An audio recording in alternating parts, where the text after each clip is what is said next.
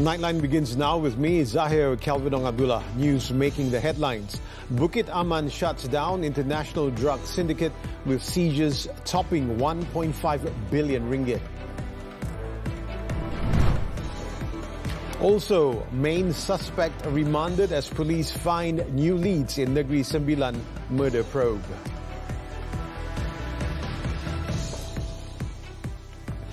Good morning. Bukit Aman has dismantled an international drug trafficking syndicate after seizing 18 tons of various drugs worth 1.53 billion ringgit. The raids, which also led to the arrest of 6 individuals, is the largest drug seizure this year and the biggest in the past 20 years. The syndicate has been active since April, using a 3-story bungalow as a laboratory and commercial premises as storage facilities for the drugs. The operation, dubbed Op Gaharu, was carried out in Kuala Lumpur and Selangor on Tuesday, leading to the seizure of 3 kilograms of MDMA, more than 4,000 kilograms of cocaine and nearly 15,000 kilograms of ketamine. Bukit Aman's Narcotics Crime Investigation Department NCID Director, Datuk Hussein Omar Khan, said the 6 individuals arrested included 3 foreign women. Masih menjejaki beberapa lagi ahli yang terlibat dalam sindiket yang dibolehkan, boleh katakan sindiket antarabangsa, di mana kepakaran luar negara oleh sindiket luar negara menggunakan Malaysia sebagai hub untuk memproses dadah. He added that the quantity of drugs seized could have been distributed to 68.5 million users. Police also confiscated 3 cars, a lorry and 2 forklifts. 3 of the suspects tested positive for drugs, with 1 having a prior drug-related record. All 6 have been remanded for 7 days until Tuesday to assist in investigations. Meanwhile, Hussein said the NCID has dismantled a total of 270 drug trafficking syndicates through 609 operations conducted nationwide this year. During this period, authorities seized 215 tons of drugs and contraband worth an estimated 3.1 billion ringgit, resulting in 737 arrests. According to Hussein, 19 illegal drug laboratories were raided nationwide, resulting in the arrest of 52 suspects, including 4 chemists who are believed to have played key roles in drug manufacturing activities. JJ juga turut berjaya melumpuhkan kekuatan kewangan sindiket apabila ringgit Malaysia 141 juta aset disita, dan daripada jumlah tersebut sebanyak ringgit Malaysia 29 juta berjaya dilucutkan. Police investigations also reveal 3 main smuggling methods used by the syndicates: maritime transit in deep waters, employing drug mules, and exploiting international container shipping services. In 2025, over 200,000 investigation papers were opened under the Dangerous Drugs Act and the Poisons Act 1952, with 67% of cases being charged in court. The flood situation across the country continued to improve, with the number of evacuees nationwide showing an overall decline. According to the National Disaster Management Agency, NADMA, the number of victims across 4 states recorded just over 6,000 people on Saturday evening, compared to more than 8,000 people earlier in the day. Kelantan has fully recovered, with 4 of its relief centres, or PPS, closed. At the moment, Pahang remains the worst affected state, with more than 5,000 evacuees sheltered at 48 PPS across 7 districts. About 900 people still remain at 3 relief centres in Kemaman, Terengganu, but 2 relief centres in Dungun were closed after all evacuees were able to return home. Overall, NADMA reported that the national flood trend is on a downward trajectory, citing gradual improvements in water levels and weather conditions in most affected areas. Meanwhile, clean-up efforts were carried out at University Islam Pahang Sultan Ahmad Shah, UNIPSAS, after 5 days of disruption due to the floods. Problems with the irrigation system had earlier left the premises waterlogged, forcing the evacuation of about 150 students and staff. Staff and students joined forces to clean up affected facilities, while various equipment and personal belongings were found damaged after being submerged. Infrastructure, including fences, drains and some minor building structures, were also damaged by the strong flood waters. The campus is located near the Buletin River, which had overflowed its banks in recent days, triggering the flooding. The floods on December 17, which submerged the entire campus, was the fourth such incident since 2003, with the worst recorded in 2021.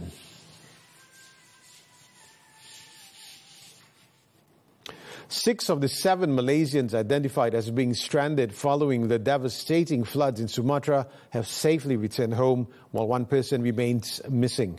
Foreign Minister Datuk Seri Muhammad Hassan said the Malaysian Consulate General in Medan continues to closely monitor the disaster situation, which has claimed more than 1,000 lives and forced over 500,000 people to be displaced. Muhammad Hassan said search and rescue operations are still ongoing to locate the missing Malaysian 30-year-old Asrul Nizam Epritson, who is believed to have gone missing following a landslide in Padang Panjang, West Sumatra on November 27. Meanwhile, 24 out of 49 Malaysian students are still in Aceh, while the rest have safely returned to Malaysia. Ada juga pelajar-pelajar, rakyat biasalah, semua balik. Ada pelajar-pelajar seramai berbelas orang, 15 orang. Ada yang telah balik, ada yang masih mahu tinggal di sana. Jadi semuanya selamatlah. He added that Malaysia stands ready to extend assistance if needed, although Indonesian authorities are currently managing the situation effectively. At present, many Malaysian volunteers are also on the ground in Aceh, assisting through non-governmental organizations including medical professionals. Melihat kembali kanvas penuh warna dan helaian fakta. Menurut peristiwa, kisah dan detik yang membentuk arah negara dan dunia. Imbasan 2025, retrospektif wajah masa depan. Ahad 28 Disember, 5.32 petang. Hanya di TV3 dan stream HD ditonton.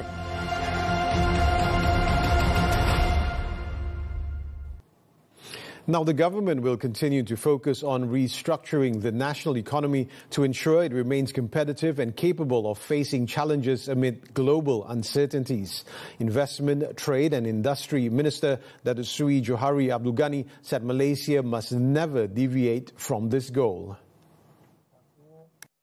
Johari stressed that it is important for all parties to remain aware and united in navigating the nation's economic development process. Setiap kali bila dia bagi report tu, dia bagi report dalam keadaan apa yang dia dah nampak.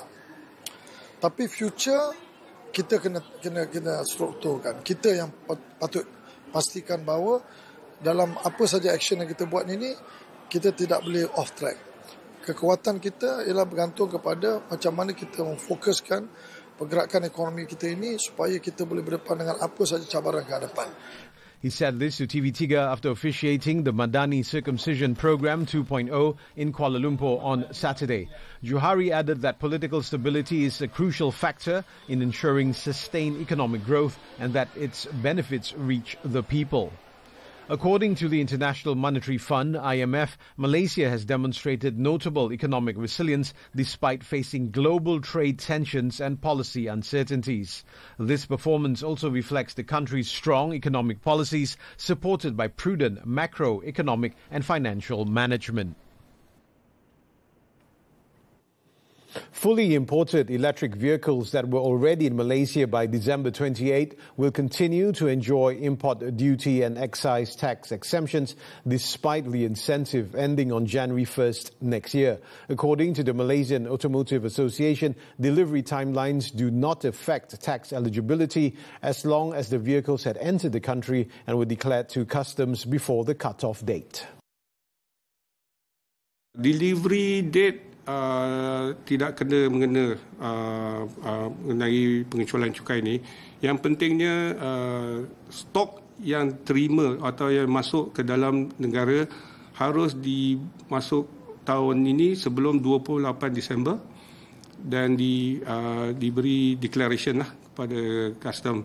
The incentive, first introduced in 2022, had been extended twice. With its expiry in January, prices of imported EVs are expected to rise by as much as 30% next year.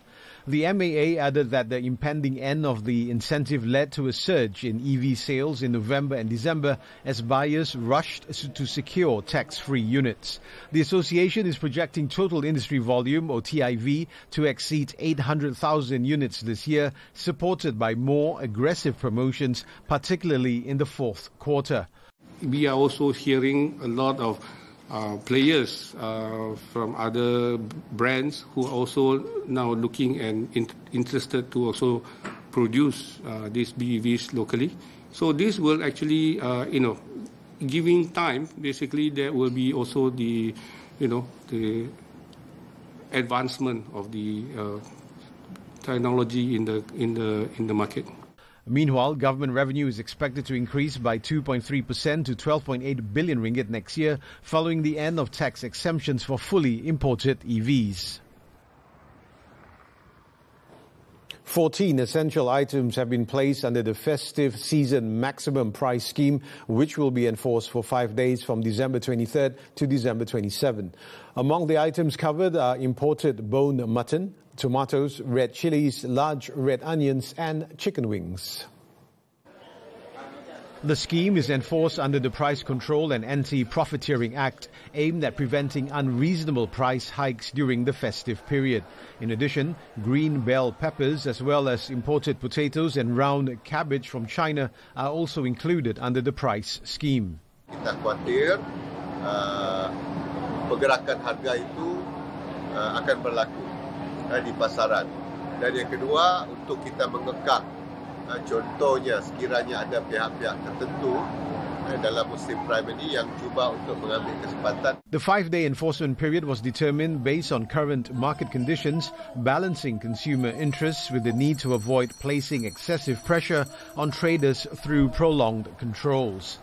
Members of the public can check the maximum wholesale and retail prices set under the scheme on the official website. At the same event, Armizan also launched the Rahmah Madani Christmas Sales Program, which will run from December 18 to December 27. A total of 875 Rahmah Madani Christmas sales initiatives are being held nationwide to help ease the cost of living during the festive season. Naim Kurniawan, the son of the late Datuk Sri Bung Mokhtar Radin, has been named as Barisan Nasional's candidate for the Kinabatangan parliamentary by-election. The decision was confirmed by BN Chairman Datuk Sri Ahmad Zahir Hamidi. Saya telah memanggil beliau dan mengarahkan beliau untuk memulakan kempen di Kinabatangan. Ahmad Zahid, who is also Rural and Regional Development Minister, was speaking to reporters after officiating the Desa Kirana Complete Package announcement ceremony in Sekinchan, Selangor. He added that for the Lamag state seat, the announcement of the BN candidate will be made by Sabah UMNO Liaison Committee Chairman Datuk Jeffrey Arifin. The Kinabatangan parliamentary seat and the Lamag state seat were declared vacant following the passing of Datuk Sri Bung Mokhtar Radin, who was also Sabah BN chairman on December 5th. The Election Commission has set polling day for both by-elections on January 24th, with nomination day on January 10th and early voting scheduled for January 20th. In another development, Ahmad Zahid said the Barisan National Supreme Council will meet next month to deliberate several matters involving its component parties, including the status of MIC within the coalition. He stressed that discussions on the matter were not included in the agenda of the UMNO General Assembly, which is also slated for January. Dia tidak kena mengena dengan PAU. Kerana status UMNO dengan MIC sama saja di dalam Barisan Nasional. Jadi kita akan ada mesyuarat Dewan Tertinggi Barisan Nasional pada Januari tahun hadapan dan ketika itu kita akan putuskan.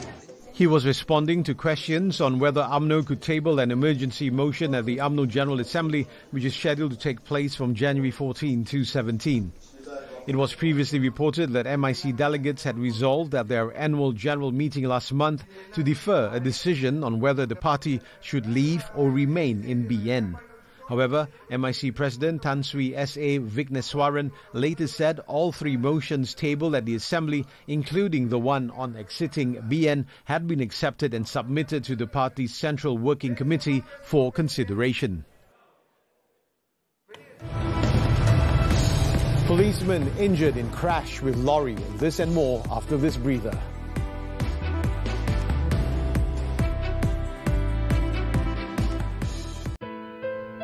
Masa permulaan saya dapat sakit tu, hidup saya rasa kosong. Tak tahu nak buat apa mula. Tak boleh fikir. Saya hanya fikir satu benda je masa tu. Fikir mati. Lebih penting tu anak dan isteri saya fikir. Saya pun ada sakit tapi saya boleh kontrol. Macam mana pun saya akan kontrol diri saya untuk diorang. Sebab anak saya masih kecil. Wanita penuh tempo, penuh cerita. Inilah Nona, inspirasi bertemu realiti.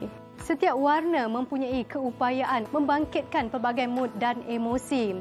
Semoga istirahat anda memberi makna yang indah walau tempohnya hanya seketika. Dan terus setia sejam bersama kami kerana Nona, inspirasi wanita untuk semua. Nona di TV3 dan stream ditonton. Tanyalah Ustaz minggu ini, Isnin, anak terbuang.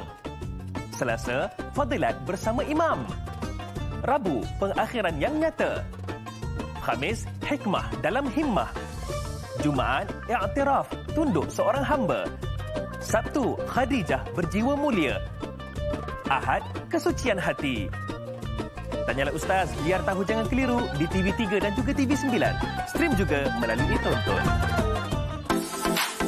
Kalau kita seorang je perempuan dalam bidang tu yang ramai lelaki, saya rasa itu bukan satu kurangan bagi kita. Sebenarnya itu adalah kelebihan untuk kita. Jangan takut. Walaupun mereka OKU, tak nak pelajar ni kena habis dan faham baru dia boleh bersaing dengan pelajar yang normal. Kemahiran ni hari-hari kita guna pakai. Lagi mana terlibat dalam industri maritim ni boleh jalan lah walaupun sukar. Dan TVET ni dia boleh menjamin masa depan. Welcome back. Police have found new leads in the investigation into the discovery of a woman's body in Negeri Sembilan. The victim was reportedly killed at her home in Ampang, Kuala Lumpur, before her body was stuffed in a bag and buried at a house in Pedas. Negeri Sembilan Deputy Police Chief SAC Muhammad Izzam Jaffar said the incident is believed to have stemmed from an argument between the victim and the main suspect. He added that the victim is believed to have been killed in the early hours of the morning. Jadi bila bertengkar tu mungkin terlebih tindakan dia tu menyebabkan mangsa ni meninggal. So mungkin dia dah panik, dia bawa lah balik, tak tahu nak letak kat mana. Pagi lah, dalam jam 3-4 pagi macam tu lah dia bawa ke lokasi dia tanam tu. Muhammad Izzam added that the woman's body was placed inside a bag that belonged to her. He added that the house where the body was found is believed to belong to the suspect's family. Investigators also determined that the victim had been dead for more than 3 days based on the state of decomposition. The body in the bag was believed to be linked to the disappearance of 53-year-old Suri Narudin, who was reported missing on December 8th. In a related development, the main suspect has been remanded for 7 days to assist in the investigation under the Penal Code for murder. The 51-year-old man was handed the remand order by Magistrates Nurul Farha Sulaiman at the Seremban Magistrates Court on Saturday. The suspect was arrested at Genting Sempah in Pahang on Friday, less than 24 hours after police detained another suspect in Malacca. The 41-year-old man, believed to have known the main suspect, was also placed under a 7-day remand. The post-mortem was completed by the forensic unit at Rembau Hospital on Friday, but the cause of death has yet to be determined as the victim's body was already in an advanced state of decomposition. In Perak, 2 policemen were injured after the car they were travelling in was rear-ended by a lorry on the North-South Expressway near Changkat Jering. The accident caused both vehicles to overturn, blocking both lanes on the highway. The crash occurred at around 7:50 a.m. on Friday when a lorry driven by a 33-year-old man and a 32-year-old assistant was travelling from Johor to Parit, Bunta. Initial investigations revealed that the lorry reportedly lost control and collided with the rear of a police patrol car driven by a 25-year-old officer who was accompanied by a 44-year-old officer. Both officers sustained minor injuries to their heads and bodies and were sent to the Taiping hospital for treatment. The incident caused a 15-kilometre traffic jam for about 2 hours before the vehicles were diverted and the road fully reopened. The accident is being investigated under the Road Transport Act for careless and reckless driving.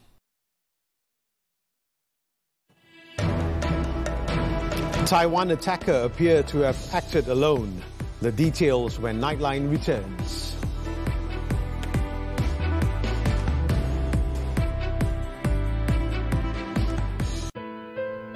Masa permulaan saya dapat sakit tu, hidup saya rasa kosong. Tak tahu nak buat apa mula. Tak boleh fikir. Saya hanya fikir satu benda je masa tu. Fikir mati. Lebih penting tu anak dan isteri saya fikir. Saya pun ada sakit tapi saya boleh kontrol. Macam mana pun saya akan kontrol diri saya untuk diorang. Sebab anak saya masih kecil. Wanita penuh tempo, penuh cerita. Inilah Nona, inspirasi bertemu realiti. Setiap warna mempunyai keupayaan membangkitkan pelbagai mood dan emosi.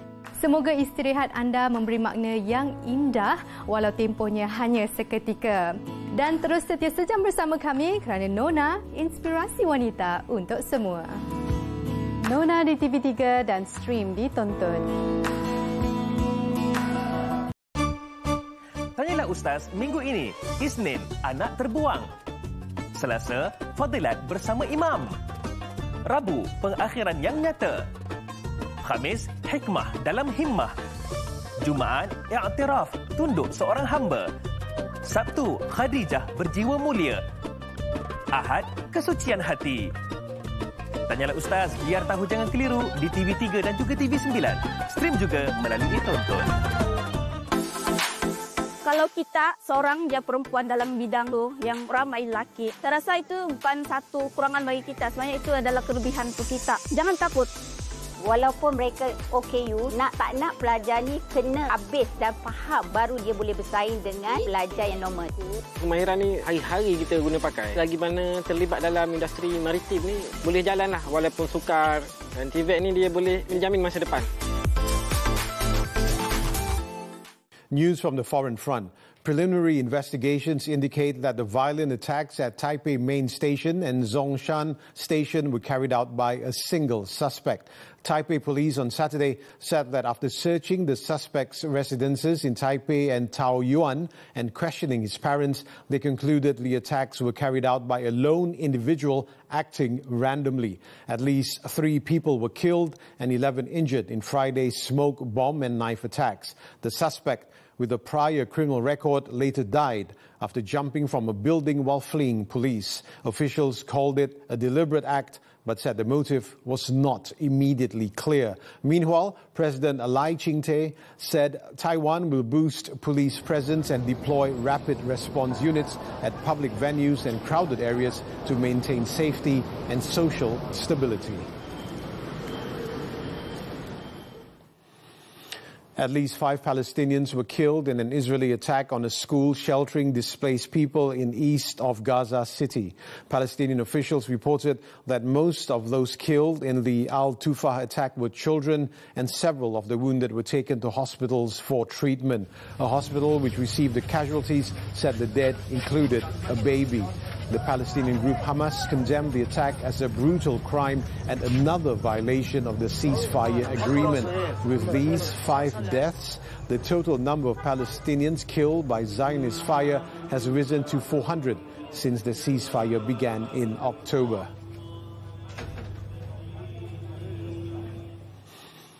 At least 5 members of the Daesh group were killed in a U.S. airstrike in the Deir ez-Zor region of eastern Syria early Saturday. The incident was confirmed by the Syrian Observatory for Human Rights. Earlier, the U.S. Central Command, CENTCOM, stated that it had launched strikes on more than 70 targets across several locations in Syria as part of ongoing efforts to curb the resurgence of Daesh. The targeted group reportedly operated drones in the area for reconnaissance and attacks. The strikes hit infrastructure, training camps and operational networks of the group, which remains active in several parts of Syria, despite Daesh losing much of its territorial control.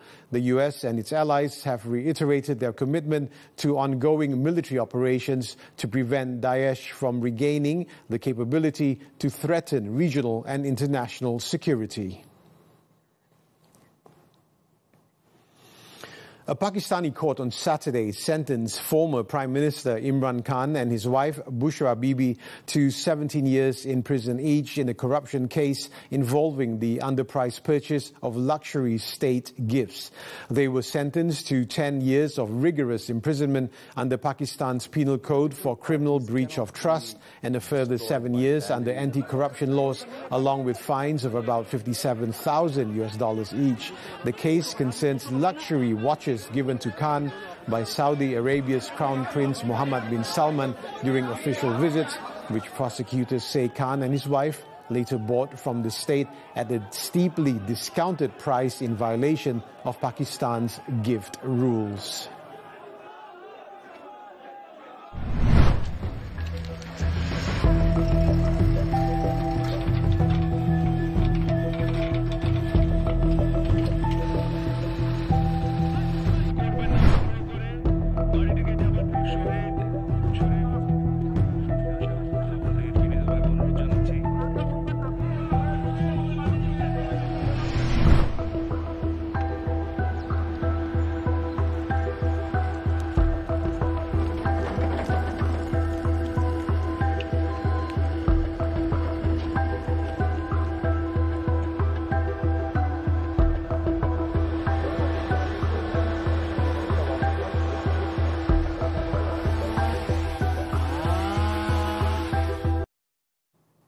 On to sports now. It was a memorable day for Malaysia as the national men's sepak takraw squad clinched the country's final gold medal of the 2025 Thailand SEA Games, defeating Vietnam in the Regu final on Saturday.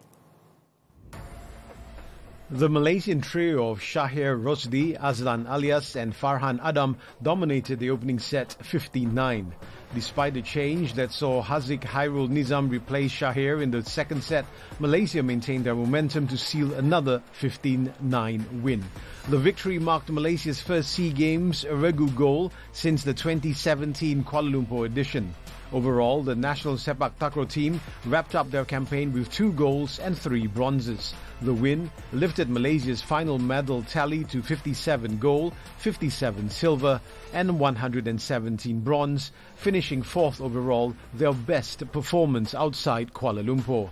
Host Thailand topped the standings with Indonesia 2nd and Vietnam 3rd.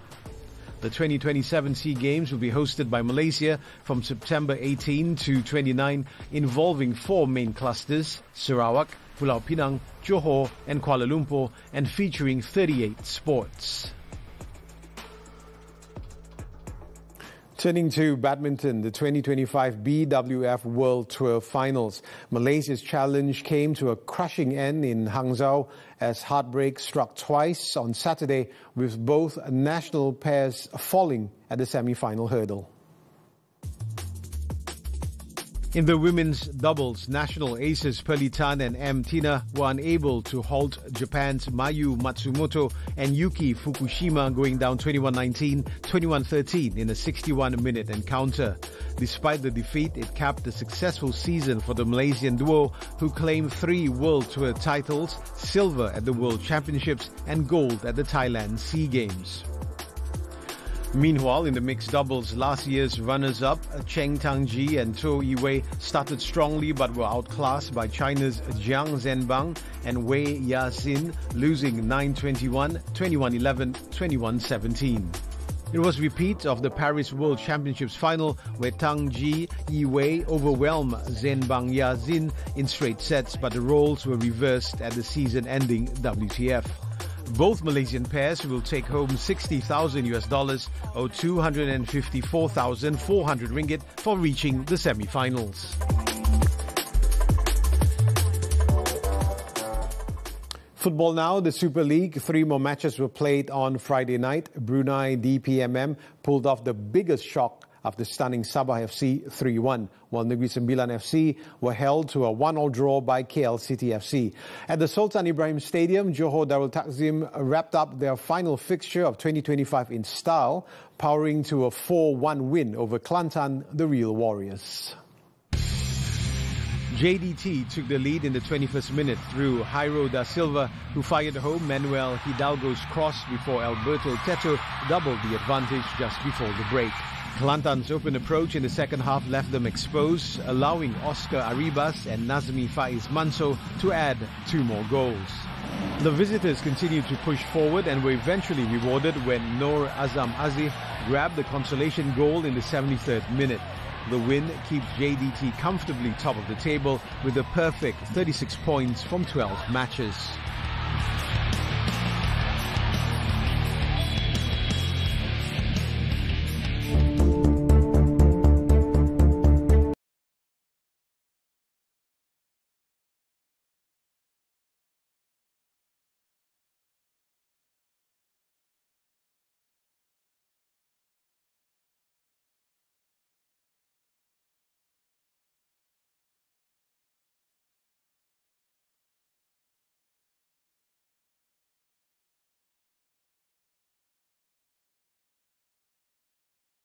And that concludes Nightline this time around. From go-karts to Formula One dreams, let's take a look at how the United Kingdom is accelerating efforts at every level of motorsport to close the gender gap and bring more girls onto the grid. With that, I'm Zahir. Kelvin Abdullah, thank you for watching and enjoy the rest of your weekend.